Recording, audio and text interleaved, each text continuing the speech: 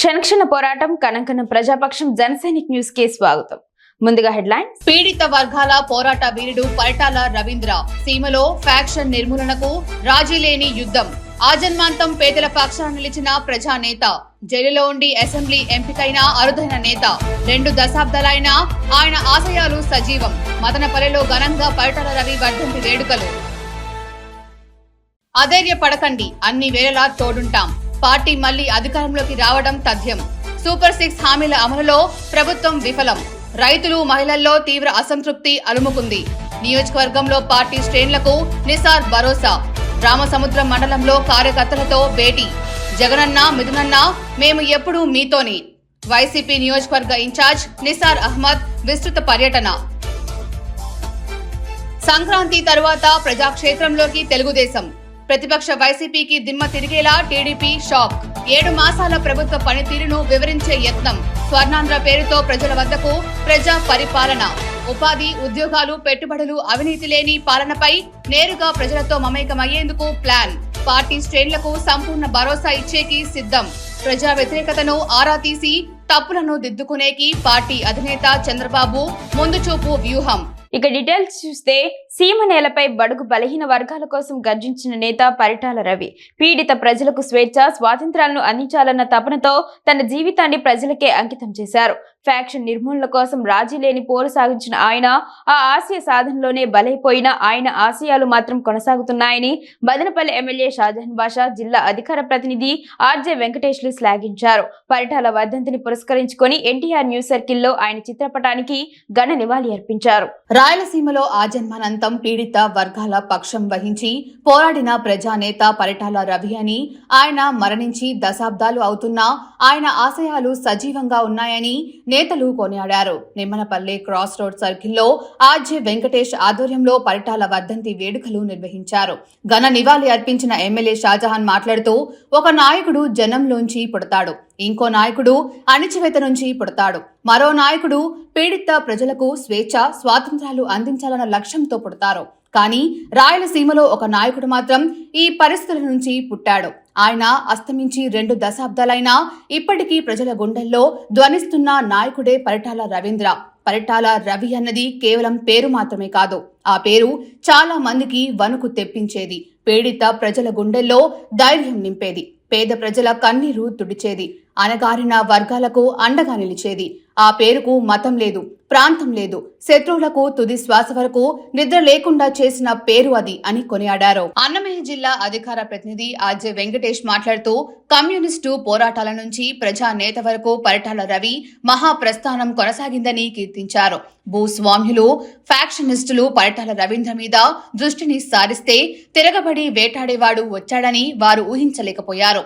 ఓవైపు peoples war ఉద్యమంలో కీలకంగా మారిన పరిటాల రవి భూస్వాములు, ఫ్యాక్షనిస్టుల ఏరివేత మొదలు పెట్టారు. ఎవరైనా ప్రజల జోలికి రావాలంటే భయపడేలా చేశారు. అప్పటి వరకు అధికారంలో ఆ నాయకులు ఎంత బలంగా ఉన్నా పరిటాల రవి పేరు చెబితే వణికిపోయేంతగా మార్చేశారు. అదే సమయంలో ఎన్టీఆర్ పార్టీ స్థాపించారు. ఆ రోజు ధర్మవరం, పెనుగొండ ప్రాంతంలో ఉన్న పరిస్థితులకు ఆయన చెల్లించారు.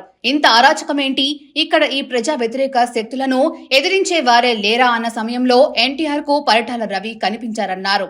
పార్టీ సీనియర్ నేత గంగారపు నవీన్ చౌదరి మాట్లాడుతూ, రాజకీయంగా రవి వేసిన అడుగులు అప్పుడున్న అధికార పార్టీకి కలవరం సృష్టించాయి. అప్పట్లో ప్రజల పక్షాన పోరాడే క్రమంలో రవీంద్ర జైలుకు వెళ్లారు. అయినప్పటికీ జైలు నుంచే నామినేషన్ దాఖలు చేశారు. అప్పటికే ప్రజల గుండెల్లో బలమైన ముద్ర వేసుకున్న పరిటాల రవిని భారీ మెజార్టీతో గెలిపించారు. అంతేకాదు, పరిటాల రవికి ప్రజల్లో ఉన్న అభిమానం, ఆయన నాయకత్వం చూసి ఎన్టీఆర్ మంత్రి వర్గంలో కార్మిక శాఖ మంత్రిగా అవకాశం ఇచ్చారని నవీన్ చౌదరి గుర్తు చేశారు. రవీంద్ర గారు అనంతపురం జిల్లాలో ఒక శక్తిగా ఉండి పేద ప్రజల పక్షాన పోరాడి ఒక నక్సలైట్ ఉద్యమకారుడిగా ఆయన సొంత భూములు పేద ప్రజలకు పంచినటువంటి వ్యక్తి. ధర్మవరంలో మహిళలు నడి రోడ్డు మీద తిరగలేనటువంటి సమయంలో వారికి అండగా నిలిచి అరాచక శక్తుల మీద పోరాడినటువంటి వ్యక్తి. తెలుగుదేశం పార్టీలో ఎన్టీ రామారావు గారి పిలుపు మేరకు ఆయన పార్టీలో చురుకుగా పాల్గొని అనంతపురం జిల్లా రాజకీయాలనే కాదు, మొత్తం ఆంధ్రప్రదేశ్ రాష్ట్రంలోనే ఒక వెలిగినటువంటి వ్యక్తి. పరిటాల రవీంద్ర గారు. అటువంటి వ్యక్తిని కొన్ని దుష్ట శక్తులు తుదముట్టించాలనే ఉద్దేశంతో హత్య చేశారు. అయినా ఆయన భౌతికంగా లేకపోయినా ఈనాడు ఆయన చేసినటువంటి సేవలు ప్రజలలో ఎప్పటికీ ప్రజల గుండెల్లో చిరస్థాయిగా ఉండిపోతాయని చెప్పి ఈ సందర్భంగా తెలియజేస్తున్నాం. జోహార్ పరిటాల రవీంద్ర, జోహార్ పరిటాల రవీంద్ర, జోహార్ పరిటాల రవీంద్ర.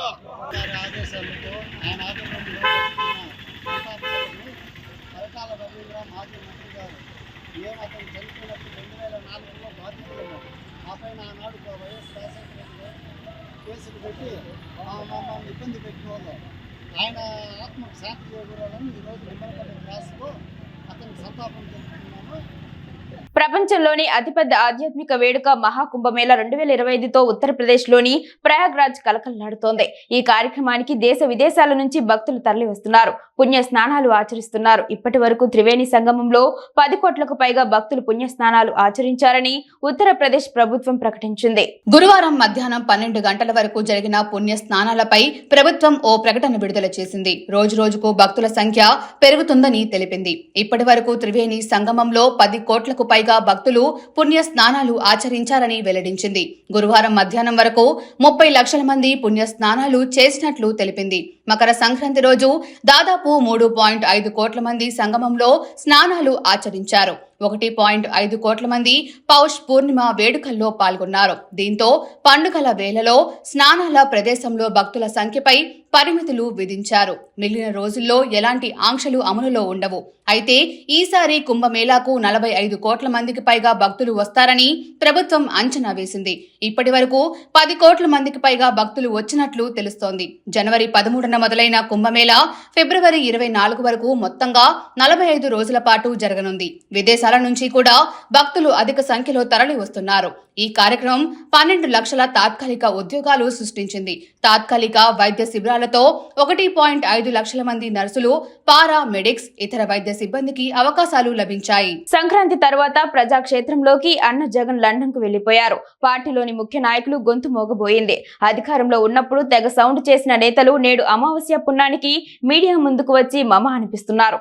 అయితే ఫిబ్రవరి నుంచే ప్రజల్లోకి వెళ్లాలని టీడీపీ సిద్ధమవుతోంది. సూపర్ 6 లోని ముఖ్య పథకాలకు ముహూర్తం నిర్ణయించేసినట్లు మంత్రులు ధీమాగా చెబుతున్నారు. కలిసొస్తే కూటమి పార్టీలతో మూకుమ్మడిగా ప్రజల్లోకి వెళ్లి గత పాలనకు నేటి పరిపాలనకు తేడాను ప్రజలకు వివరించనున్నాయి. వైసీపీ కన్నా ముందుగానే ప్రజల్లోకి వచ్చేందుకు ప్రభుత్వం చేస్తున్న కార్యక్రమాలను వివరించేందుకు కూటమి పార్టీల్లో కీలకమైన టీడీపీ ప్రయత్నిస్తోంది. దీనికి సంబంధించి ప్రత్యేకంగా కార్యక్రమాలు కూడా రెడీ చేసుకుంటున్నట్టు తెలుస్తోంది. దీనిపై చంద్రబాబు కూడా పక్కా వ్యూహంతో ఉన్నారు. వచ్చే ఫిబ్రవరి నుంచే స్వర్ణాంధ్ర పేరుతో పెద్ద ఎత్తున ప్రజల్లోకి వచ్చేలా ఒక కార్యక్రమానికి శ్రీకారం చుడుతున్నారు. ఇప్పటి వరకు ఈ 7 మాసాల్లో చేసిన కార్యక్రమాలను ప్రజలకు వివరించనున్నారు. కూటమి ప్రభుత్వం వచ్చిన తర్వాత తీసుకువచ్చిన పెట్టుబడులు, తద్వారా రాష్ట్రానికి కలిగే ప్రయోజనం, వచ్చే ఉపాధి, ఉద్యోగాలు వంటి వాటిని వివరించే ప్రయత్నం చేయనున్నారు. దీనివల్ల తమ ప్రభుత్వం ఏం చేసిందనే విషయంపై ప్రస్తుతం సందేహంగా ఉన్న కొన్ని వర్గాల ప్రజలకు క్లారిటీ ఇవ్వనున్నారు. నిజానికి కూటమి పార్టీలన్నీ కలిసి ప్రజల్లోకి వెళ్లాలని చంద్రబాబు తొలుత భావించారు. కానీ దీనికి ఇతర పార్టీలు పెద్దగా ప్రయత్నం చేయటం లేదు. దీంతో తమను తాము డిఫెండ్ చేసుకునేందుకు ఉన్న అవకాశంపై చంద్రబాబు దృష్టి పెట్టారు. 2 ఏళ్లు ఆగి ప్రజల్లోకి వెళ్తే అప్పటికి వైసీపీ వ్యతిరేకతను పెంచే అవకాశం ఉంటుందని అంచనా వేసుకున్నారు. ఇదే జరిగితే అప్పటి వరకు చేసిన మంచి కన్నా కూడా చెడు ఎక్కువగా ప్రచారం అవుతుందని లెక్కలు వేసుకున్న చంద్రబాబు ఫిబ్రవరి నుంచే ప్రజల్లోకి వెళ్లాలని నిర్ణయించుకున్నారు.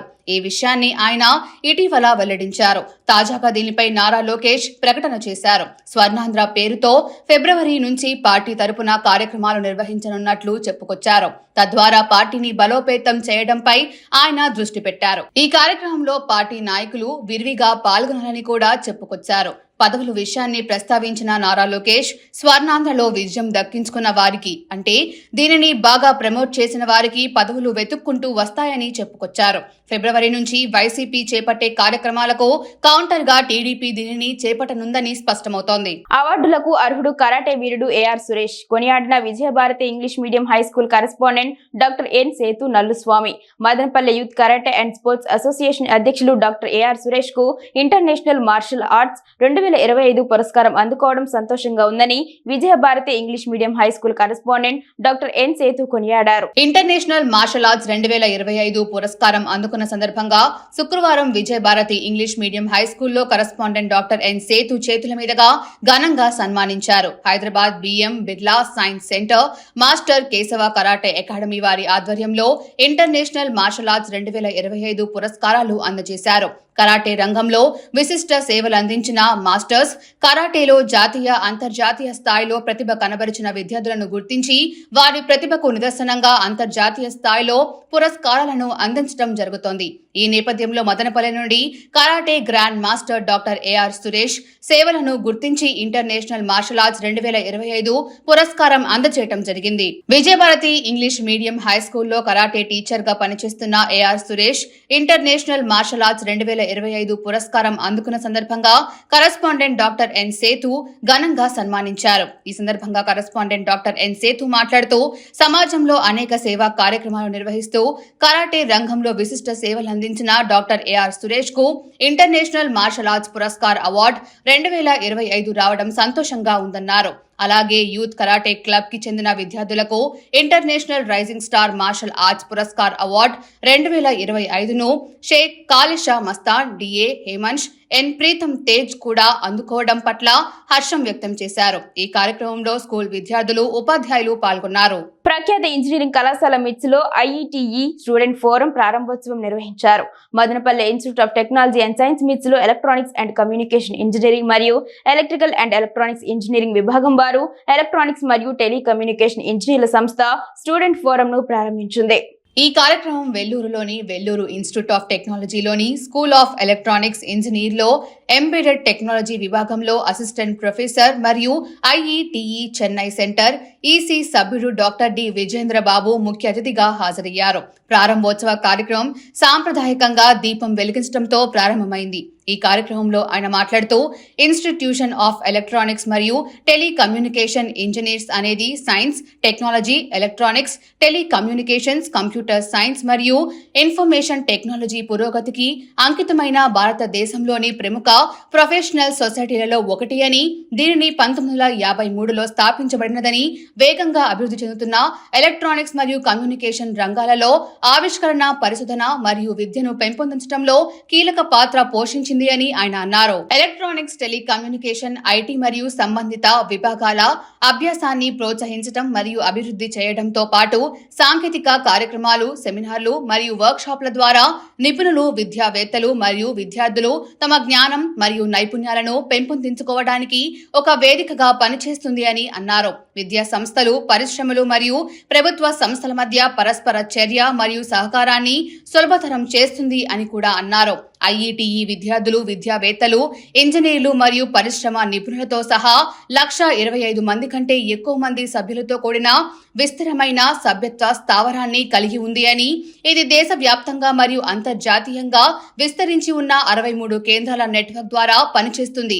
దీని పరిధి మరియు ప్రభావం ప్రపంచవ్యాప్తంగా అనుభూతి చెందుతుంది అని ఆయన అన్నారు.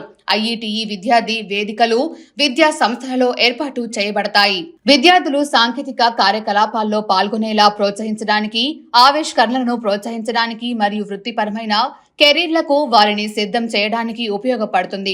ఎలక్ట్రానిక్స్ మరియు టెలికమ్యూనికేషన్ రంగంలో అత్యుత్తమ సహకారాన్ని గుర్తించి వ్యక్తులు మరియు సంస్థలకు అవార్డులను ప్రదానం చేస్తుంది అని అన్నారు. ఈ కార్యక్రమంలో principal doctor C Yuvaraj, ECE విభాగం అధిపతి డాక్టర్ ఎస్ రాజశేఖరన్, త్రిబులి విభాగం అధిపతి డాక్టర్ ఏవి పవన్ కుమార్, సిఎస్టి విభాగం అధిపతి doctor K Dinesh, coordinator R Shravan Kumar తదితరులు పాల్గొన్నారు. పార్టీ కన్నతల్లి లాంటిది. దాన్ని నమ్మి పనిచేసే ప్రతి ఒక్కరికి పార్టీ తోడుగా నిలుస్తోంది. కష్ట నష్టాల్లోనూ కార్యకర్తలకు, శ్రేణులకు తామున్నామనే భరోసా ఆ పార్టీ అగ్రనేతలు కల్పిస్తారు. ఓటమితో కృంగిపోయిన వైసీపీ పార్టీ శ్రేణులకు తామున్నామనే భరోసా కల్పించేందుకు మదనపల్లి నియోజకవర్గ ఇన్ఛార్జ్ నిస్సార్ అహ్మద్ నియోజకవర్గంలో పర్యటనకు శ్రీకారం చుట్టారు. మదనపల్లి నియోజకవర్గం రామసముద్రం మండలం చెముకూరు పంచాయతీలో శుక్రవారం ప్రత్యేక ప్రార్థనల్లో పాల్గొన్న మదనపల్లి నియోజకవర్గం వైఎస్ఆర్సీపీ సమన్వయకర్త నిసార్ అహ్మద్ ప్రార్థనల అనంతరం స్థానిక ప్రజలతో మరియు వైఎస్ఆర్సీపీ కార్యకర్తలు, నాయకులతో సమావేశమయ్యారు. వివిధ అంశాలపై చర్చించిన నిసార్ అహ్మద్ తామున్నామనే భరోసా ఇచ్చారు.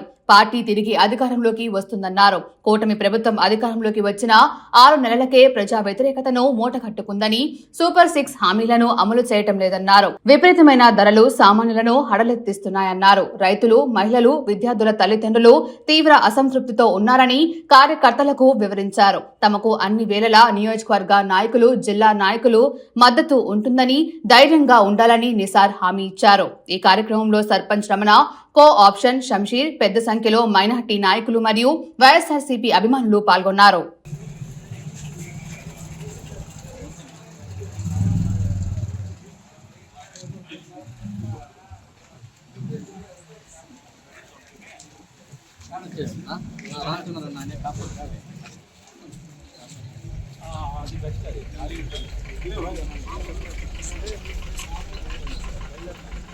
వార్తలు ముగించే ముందు హెడ్లైన్స్ మరోసారి. పీడిత వర్గాల పోరాట వీరుడు పరిటాల రవీంద్ర. సీమలో ఫ్యాక్షన్ నిర్మూలనకు రాజీ లేని యుద్ధం. ఆజన్మాంతం పేదల పక్షాన నిలిచిన ప్రజానేత. జైలులో ఉండి అసెంబ్లీ ఎంపికైన అరుదైన నేత. 2 దశాబ్దాలైన ఆయన ఆశయాలు సజీవం. మదనపల్లెలో ఘనంగా పరిటాల రవి వర్ధంతి వేడుకలు. అధైర్యపడకండి, అన్ని వేళలా తోడుంటాం. పార్టీ మళ్లీ అధికారంలోకి రావడం తథ్యం. సూపర్ 6 హామీల అమలులో ప్రభుత్వం విఫలం. రైతులు, మహిళల్లో తీవ్ర అసంతృప్తి అలుముకుంది. నియోజకవర్గంలో పార్టీ శ్రేణులకు నిసార్ భరోసా. రామసముద్రం మండలంలో కార్యకర్తలతో భేటీ. జగనన్న, మిథునన్న, మేము ఎప్పుడూ మీతోనే. వైసీపీ నియోజకవర్గ ఇన్ఛార్జ్ నిసార్ అహ్మద్ విస్తృత పర్యటన. సంక్రాంతి తరువాత ప్రజాక్షేత్రంలోకి తెలుగుదేశం. ప్రతిపక్ష వైసీపీకి దిమ్మ తిరిగేలా టీడీపీ షాక్. 7 మాసాల ప్రభుత్వ పనితీరును వివరించే యత్నం. స్వర్ణాంధ్ర పేరుతో ప్రజల వద్దకు ప్రజా పరిపాలన. ఉపాధి, ఉద్యోగాలు, పెట్టుబడులు, అవినీతి లేని పాలనపై నేరుగా ప్రజలతో మమేకమయ్యేందుకు ప్లాన్. పార్టీ శ్రేణులకు సంపూర్ణ భరోసా ఇచ్చేకి సిద్ధం. ప్రజా వ్యతిరేకతను ఆరా తీసి తప్పులను దిద్దుకునేకి పార్టీ అధినేత చంద్రబాబు ముందుచూపు వ్యూహం. క్షణక్షణ పోరాటం, కనకన ప్రజాపక్షం. జనసైనిక్ న్యూస్ ఇంతటితో సమాప్తం. తిరిగి రేపటి బులెటిన్లో మళ్ళీ కలుసుకుందాం. అంతవరకు సెలవు. నమస్కారం.